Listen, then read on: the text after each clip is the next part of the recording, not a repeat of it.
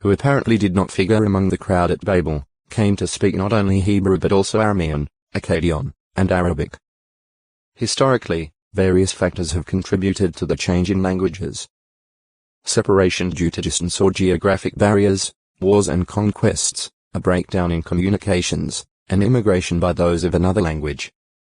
Because of such factors, ancient major languages have fragmented, certain tongues have partially merged with others, and some languages have disappeared completely and have been replaced by those of the invading conquerors. Language research provides evidence in harmony with the preceding information.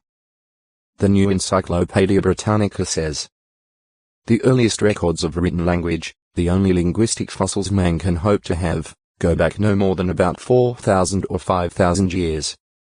1985, Volume 22, p. 567. An article in Science Illustrated of July 1948, p.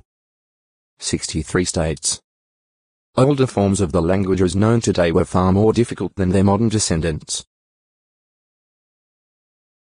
Man appears not to have begun with a simple speech, and gradually made it more complex, but rather to have gotten hold of a tremendously knotty speech somewhere in the unrecorded past, and gradually simplified it to the modern forms. Linguist Dr. Mason also points out that the idea that savages speak in a series of grunts, and are unable to express many civilized concepts, is very wrong, and that many of the languages of non-literate peoples are far more complex than modern European ones. Science Newsletter, September 3, 1955, p. 148. The evidence is thus against any evolutionary origin of speech or of ancient languages.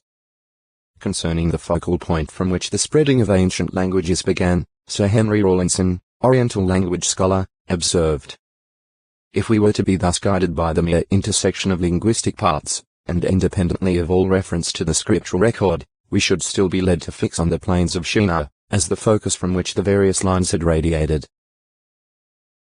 The Journal of the Royal Asiatic Society of Great Britain and Ireland, London, 1855, Volume 15, p. 232.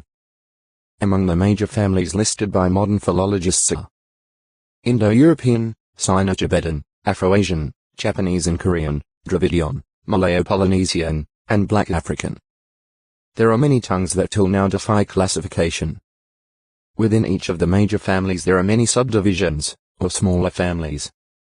Thus, the Indo-European family includes Germanic, Romance Italic, Baldo-Slavic, Indo-Iranian, Greek, Celtic, Albanian, and Armenian.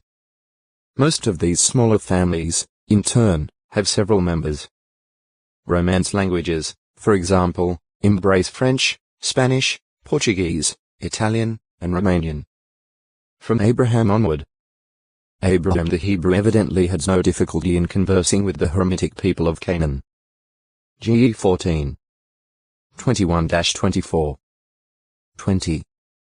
1-16. 21.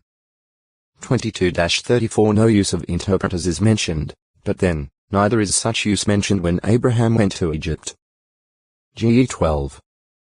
14-19. He probably knew Akkadian, Assyro-Babylonian, because of having lived in Ur of the Chaldeans. GE 11.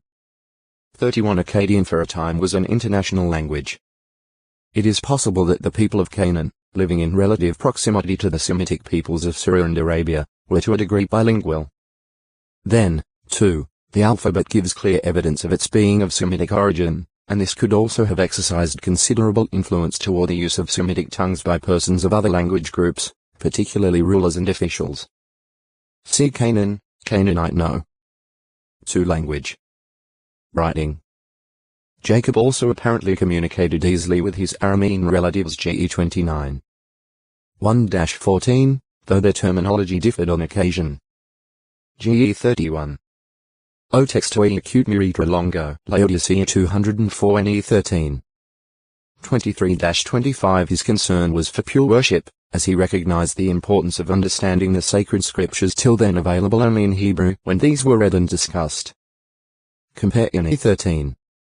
26, 27. 8. 1-3, 8, 9. Oneness of language in itself would also be a unifying force among the people. The Hebrew scriptures doubtless were a major factor in the stability of the Hebrew language. During the 1,000-year period of their being written, virtually no change in language is noted. When Jesus was on earth, Palestine had become, to a considerable extent, a polyglot, or multilingual, region. There is solid evidence that the Jews still retained their use of Hebrew, but Aramaic and Koine were also spoken. Latin, too, appeared on official inscriptions of the Roman rulers of the land Joe 19:20 and was doubtless heard from Roman soldiers stationed there. As to the language generally spoken by Jesus, see Aramaic. Also Hebrew, too. On the day of Pentecost, 33 CE, the Holy Spirit was poured out on the Christian disciples in Jerusalem, and they suddenly began speaking in many languages that they had never studied and learned. Jehovah God had demonstrated at Babel his miraculous ability to place different vocabularies and different grammars in the minds of people. At Pentecost he did so again, but with a major difference, for the Christians suddenly gifted with the power to speak new languages did not forget their original tongue, Hebrew. God's Spirit here was also effecting a